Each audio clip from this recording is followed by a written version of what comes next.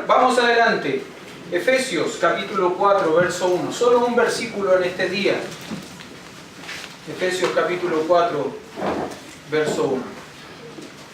El texto dice lo siguiente: Yo pues, preso en el Señor, os ruego que andéis como es digno de la vocación con que fuisteis llamados.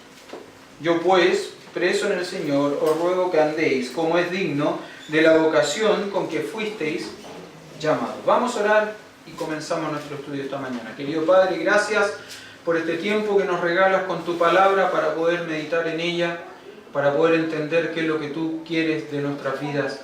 Y Señor, oramos en este día, que tú hables a nuestro corazón, nos convenzas, Señor, con tu palabra, para poder vivir y practicarla, Señor, como tú esperas que lo hagamos. Lo pedimos por Cristo Jesús, nuestro Salvador. Amén.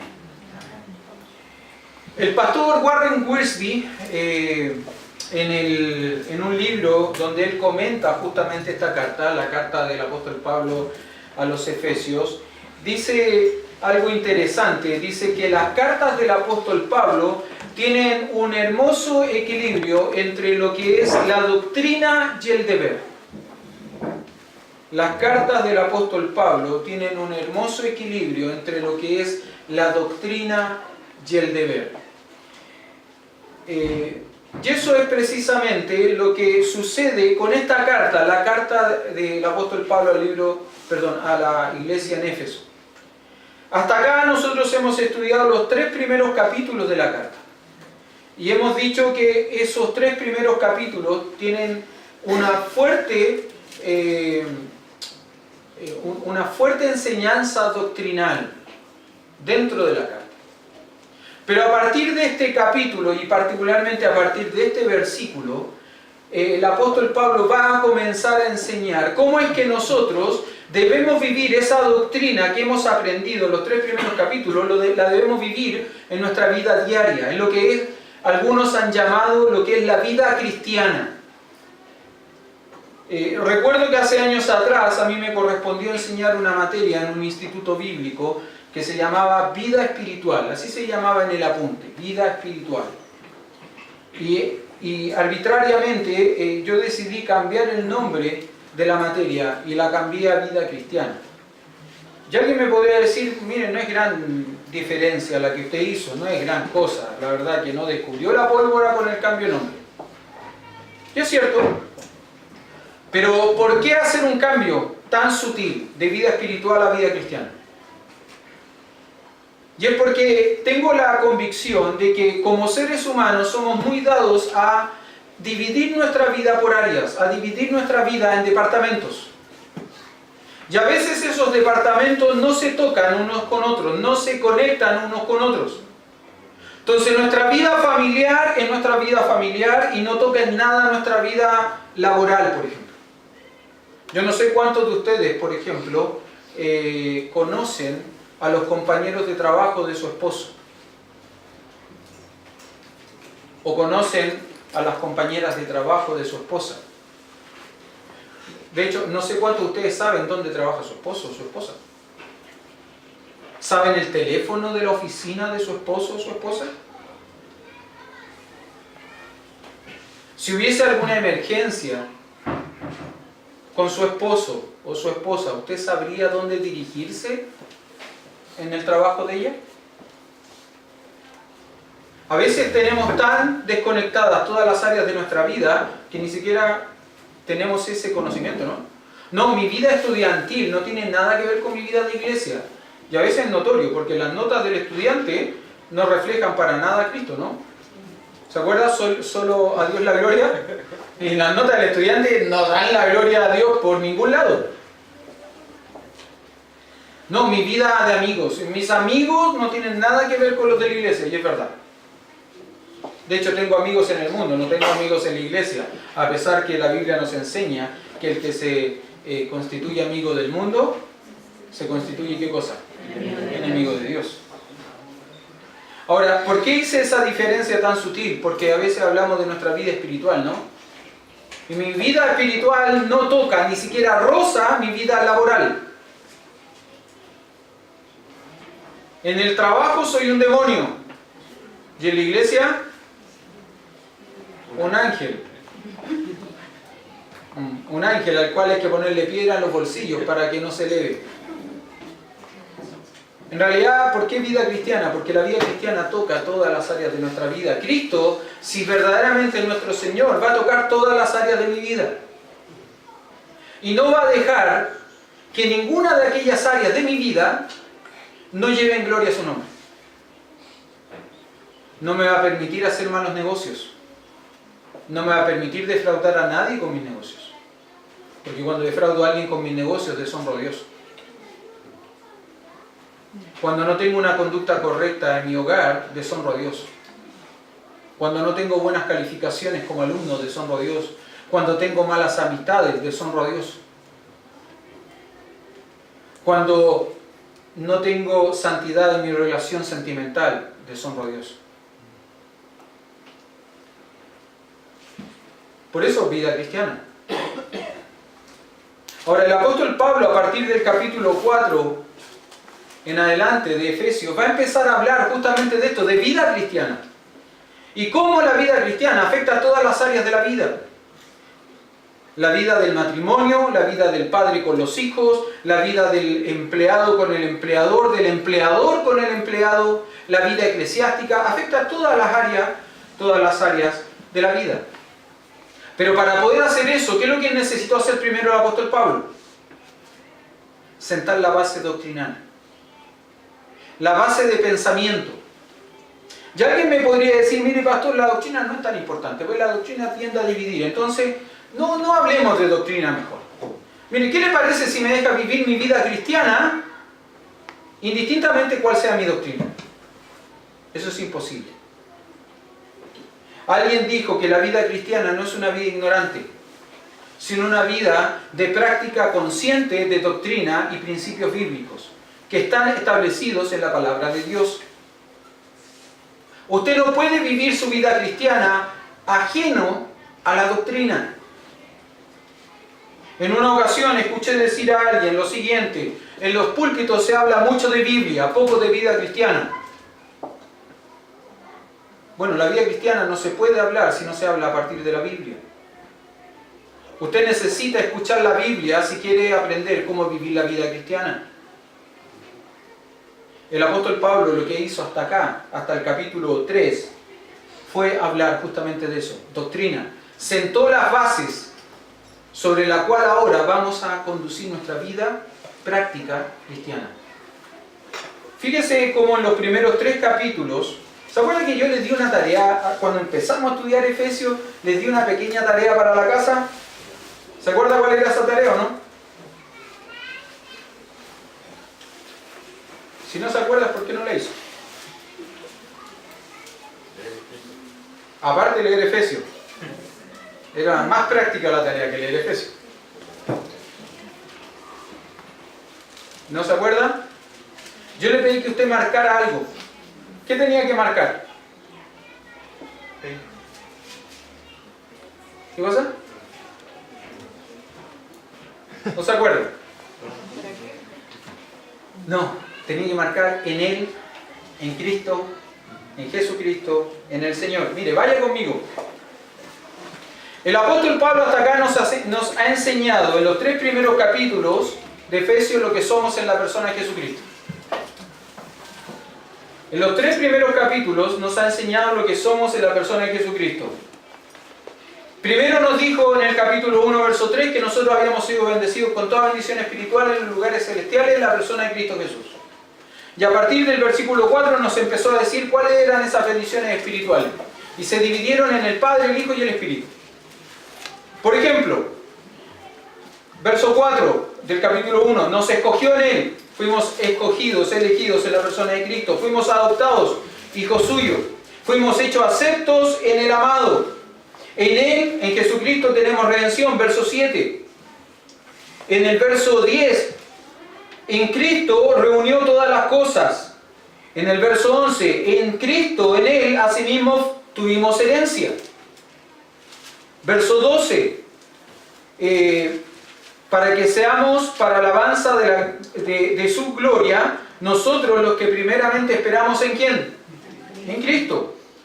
En el verso 13, en Él también vosotros, nosotros, después de haber oído la palabra de verdad, el Evangelio de nuestra salvación, y después de haber creído en Cristo, ¿qué fuimos? Sellados. Y no solamente fuimos sellados, sino que también recibimos el arras del Espíritu Santo. Verso 15. Fíjese cómo después, cómo el apóstol Pablo inicia una oración. Después de haber oído de nuestra fe en el Señor Jesús y de nuestro amor por todos los santos, él inicia una oración. Fíjese, verso 20, viene hablando de la grandeza de su poder en el verso 19, la cual operó en Cristo, pero también opera en nosotros, sentándonos a la diestra de Dios. Verso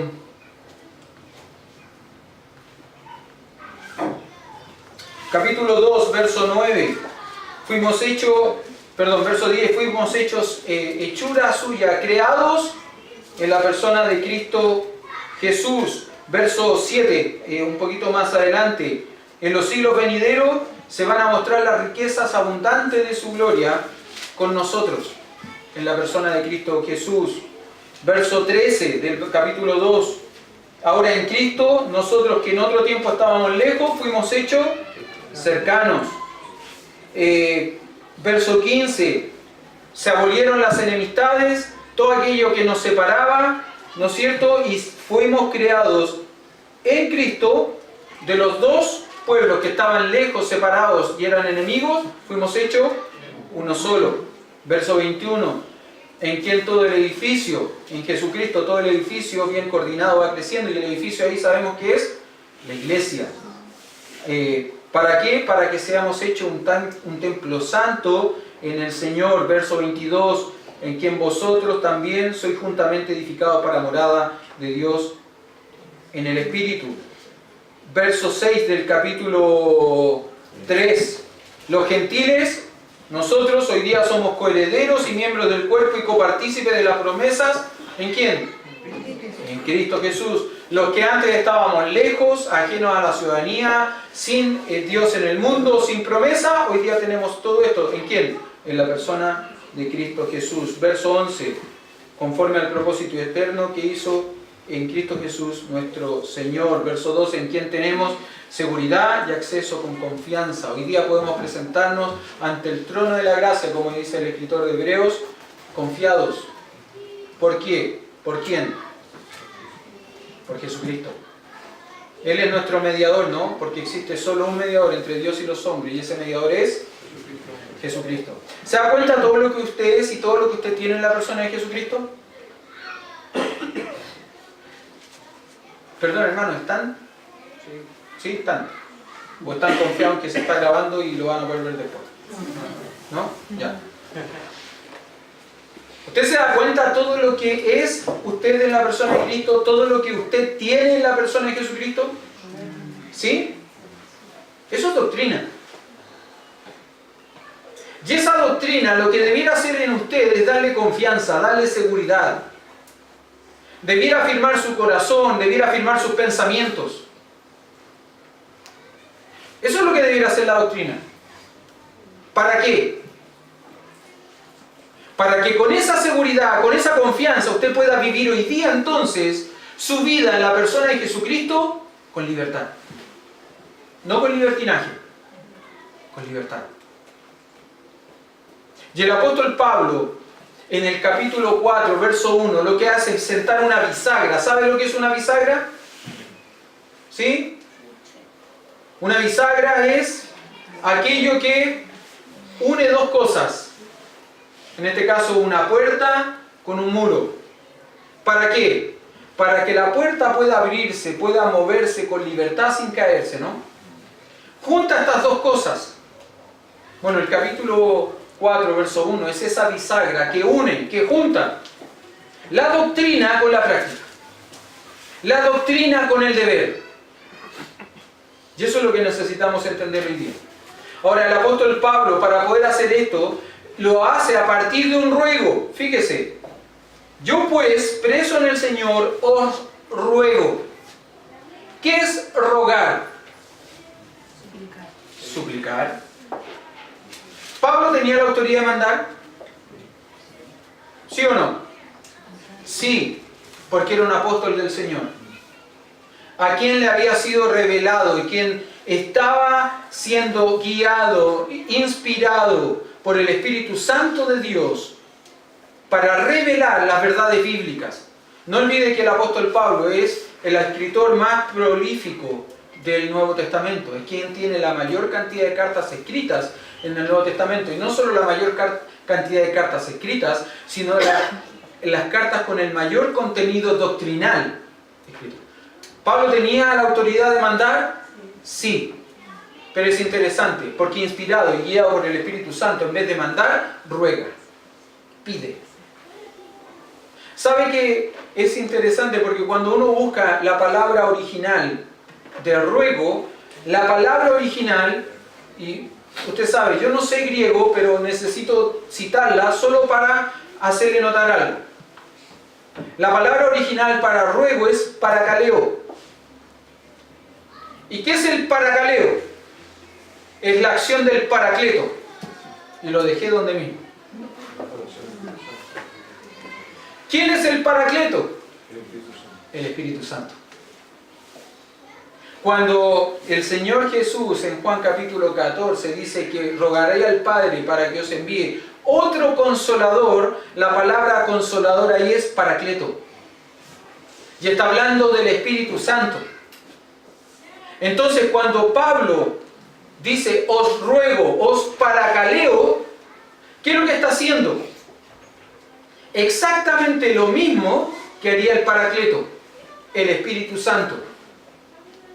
Recuerde, el apóstol Pablo está siendo inspirado por el Espíritu Santo a escribir esta carta. Por lo tanto, debemos entender que no es un ruego de Pablo, es un ruego de Dios. Dios es quien está rogando. Dios está rogando que nosotros andemos como es digno de la vocación con la que fuimos llamados. Porque Dios sabe que cuando nosotros andamos como es digno de la vocación con la que nosotros fuimos llamados, lo que hacemos es llevar gloria a su nombre. Pero cuando nosotros no andamos dignamente de la vocación con la que fuimos llamados, nosotros lo único que estamos haciendo es dar un mal testimonio y deshonrando el nombre de Dios.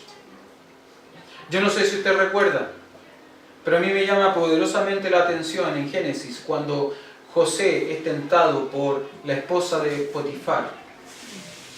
Recuerde, ella venía día tras día diciéndole, duerme conmigo, duerme conmigo, duerme. ¿Cómo podría yo, primero, pecar contra Dios y luego hacerle este daño a Potifar?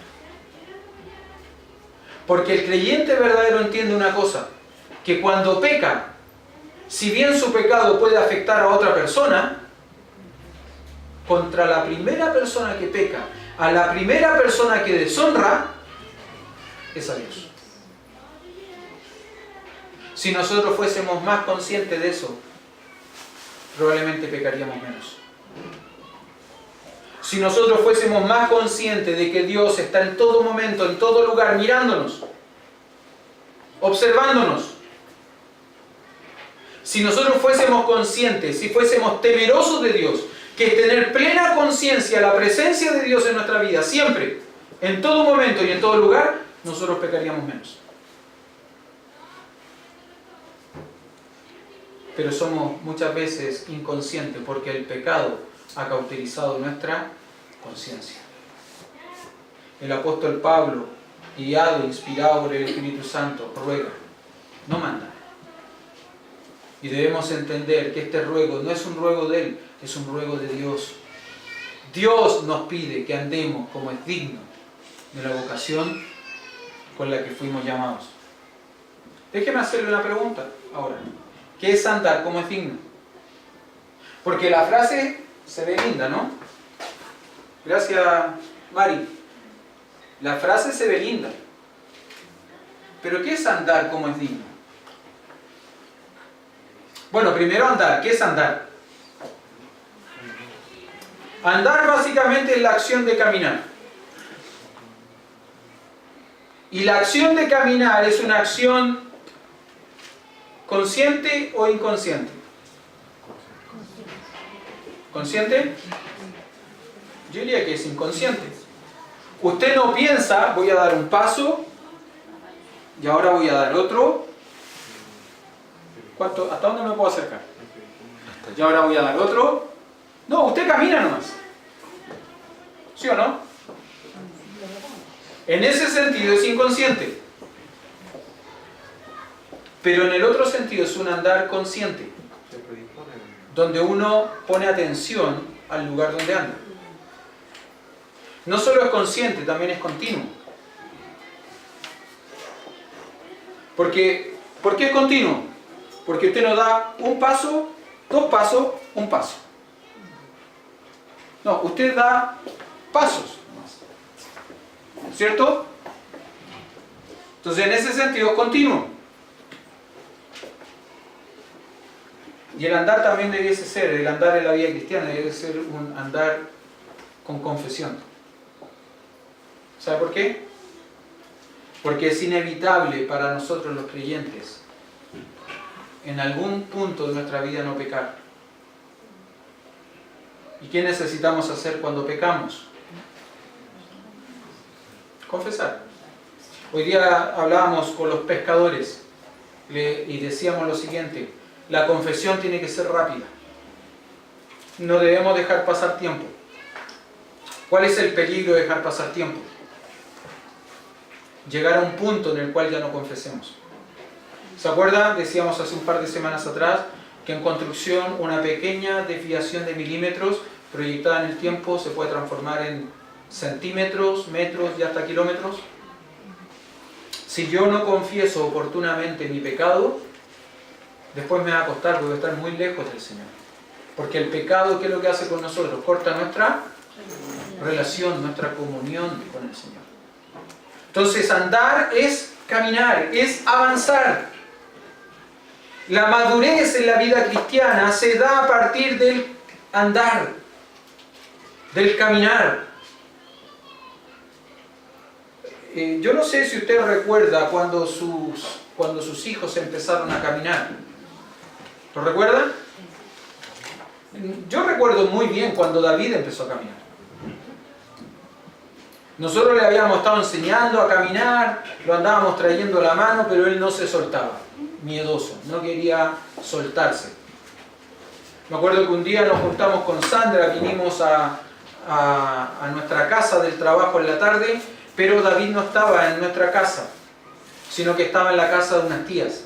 Y estas tías tienen un patio muy grande, una entrada de auto donde entran como 4 vehículos. Muy grande, y la casa está ahí al fondo. Y nosotros tocamos el timbre.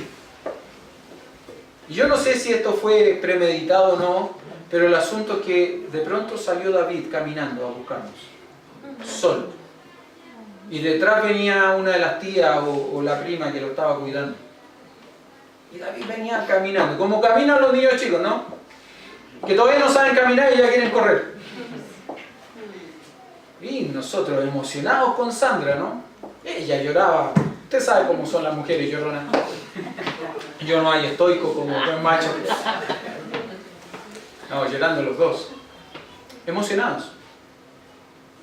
¿Qué entendíamos cuando David empezó a caminar? Que estaba grande. Entendimos que estaba creciendo. Que estaba avanzando en su vida. Hoy día me gustaría que no caminara. Pero él tiene que avanzar. Le contaba a Maggie hace un rato atrás, el viernes estábamos haciendo un cambio en nuestro dormitorio con Sandra, entonces le pedimos a David que nos ayudara. Había que mover un closet, había que hacer una serie de cosas. Y yo trataba de mover el closet y no podía. Le digo, David, ven a ayudarme. Claro, y vino él. Entonces le digo, ya, espérame un poco, yo me doy la vuelta y tiro y tú empujas. Yo no alcancé a darme la vuelta a tirar y él empujó y movió el closet solo. Lo que yo no pude hacer lo hizo él.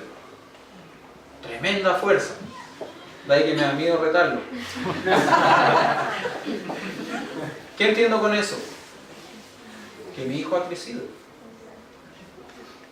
¿Sabe que andar en la vida cristiana conlleva a la madurez? Cuando usted anda como Dios quiere que usted ande, usted lo único que está demostrando es madurez. Pero cuando usted anda lejos de Dios, lo único que usted demuestra es inmadurez.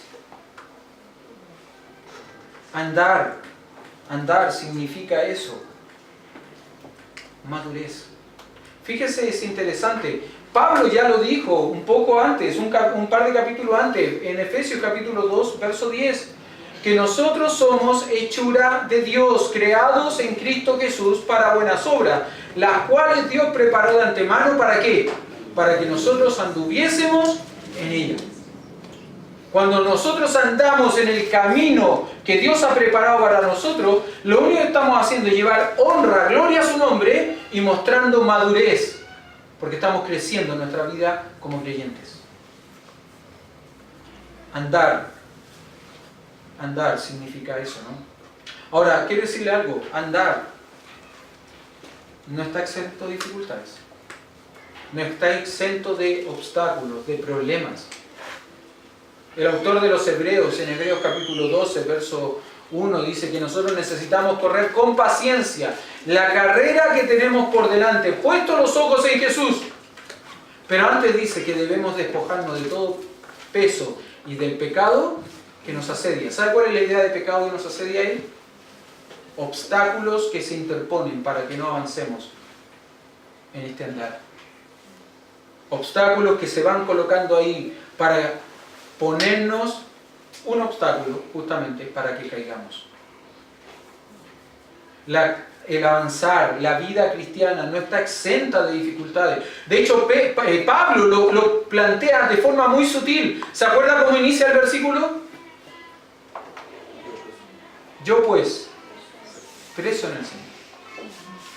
Qué distinto hubiese sido este versículo sin esa pequeña frase. Pablo sutilmente introduce y dice: vivir, andar como es digno del Señor no te exime de dificultades, pero te garantiza algo: un compañero fiel en las dificultades. Porque él dice: yo pues, preso ¿en quién? En el Señor. Pucha, que hubiese sido distinto que dijese Pablo: yo pues preso porque maté a un centurión, le robé no sé a quién, porque trafiqué no sé qué cosa. Que hubiese sido distinto, ¿no? Pero él dice: yo pues preso en el Señor, por la causa del Señor. Ahora, es interesante porque si usted mira en cada uno de los encarcelamientos de Pablo, usted nunca va a encontrar una queja.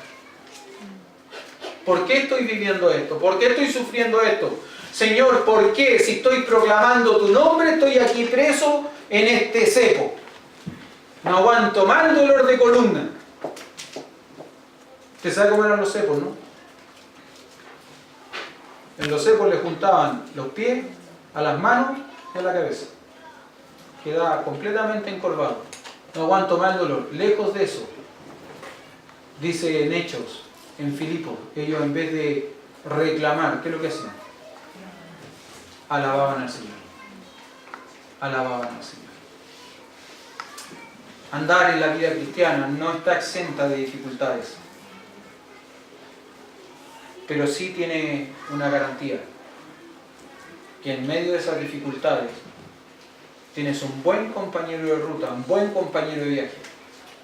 Recuerda sobrellevar mi yugo, porque mi yugo es fácil, ligera mi carga. Que andéis. Pero no solo es necesario andar, sino que ese andar tiene que ser de una manera. ¿Cuál debe ser la manera? Digno. ¿Qué significa digno? Bueno, digno significa equilibrio de peso valioso. Equilibrio de peso valioso. No sé si usted recuerda, pero antiguamente en las ferias libres, los comerciantes, para poder garantizar que ellos vendían un peso justo, utilizaban un fiel. ¿Sabe lo que era un fiel? ¿No? Era un trozo de metal que pesaba 1 kilo. Entonces ellos colocaban, en la balanza colocaban el fiel, y la balanza creo que tenía que indicar 1000 gramos. Porque los kilos eran de 1000 gramos. No eran de 900 gramos, ni 800, ni 850, ni 950. Como hoy día. Hoy día los kilos no son de 1000 gramos, son de un poco menos, ¿no? ¿Sabe lo que está diciendo el apóstol Pablo cuando dice que nuestro andar debe ser digno? El apóstol Pablo lo que está diciendo es esto: que nosotros, a los ojos de los hombres, debemos pesar lo mismo que pesamos a los ojos de Dios. Por eso que es importante conocer la doctrina. Porque cuando usted conoce la doctrina, los 3 primeros capítulos, usted entiende lo que es a los ojos de Dios. Y solo cuando entiende lo que usted es a los ojos de Dios, puede vivir eso a los ojos de los hombres. Usted debe andar como es digno. Un justo equilibrio entre lo que es a los ojos de Dios y lo que es a los ojos de los hombres. Un justo equilibrio. Por último, el texto nos dice que nuestro andar debe ser digno de algo. ¿Qué cosa? De la vocación. De la vocación. Y la vocación se traduce como llamado. Mire, en Efesios capítulo 1, verso 18. Efesios 1, 18 dice lo siguiente: alumbrando los ojos de vuestro entendimiento, para que sepáis cuál es la esperanza a que Él os ha llamado. Ahí la palabra llamado es la misma palabra que se utiliza aquí en 4.1 para vocación. ¿Y cuál es la riqueza de la gloria de su herencia en los santos? Ustedes saben a qué esperanza Dios le ha llamado. ¿Cuál es la vocación a la cual Dios le ha llamado? En Filipenses capítulo 3, verso 14, el apóstol Pablo escribe: prosigo a la meta, al premio del supremo llamamiento de Dios en Cristo Jesús. Ahí podría decir perfectamente: al premio de la suprema vocación en Cristo Jesús. Segunda de Timoteo 2, verso 1, 8 al 9. Por tanto, no te avergüences de dar testimonio de nuestro Señor, ni de mí, preso suyo, sino participa de las aflicciones por el Evangelio, según el poder de Dios, quien nos salvó y llamó con llamamiento santo, no conforme a nuestras obras, sino según el propósito suyo y la gracia que nos fue dada en Cristo Jesús antes de los tiempos de los siglos. Note ahí, llamamiento, vocación. Ahora, el llamamiento ahí, ¿cómo es? Según de Timoteo, perdón, sí, bien digo, según de Timoteo 1.9. ¿Cómo es el llamamiento?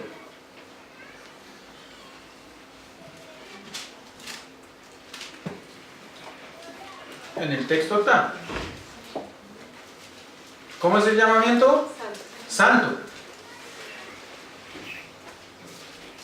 Nos ha llamado con esperanza. Nos ha llamado con un llamado supremo. Pero también nos ha llamado con un llamamiento santo. ¿Y qué es lo que dice Pablo en el 4.1 de Efesios? Os ruego que andéis como es digno de ¿qué? De la vocación, del llamado. Un llamado que nos da esperanza. Un llamado que es supremo. Un llamado que es santo. Nosotros debemos andar como es digno de ese llamado. Nuestra conducta debe reflejar ese llamado. Nuestra vida práctica, nuestra vida diaria, vivir la fe de otro pastor. Yo no espero que mi hijo viva mi fe. Yo quiero que mi hijo viva su fe, pero su fe en Cristo. Yo necesito vivir mi fe, pero mi fe en Cristo. ¿Sabe por qué? Porque cuando yo vivo la fe de otro, si otro cae, yo también caigo. Si otro me defrauda, yo soy defraudado. Pero cuando vivo la fe del unigénito Hijo de Dios, cuando vivo la fe de Cristo, Él no me defrauda. Él jamás cae.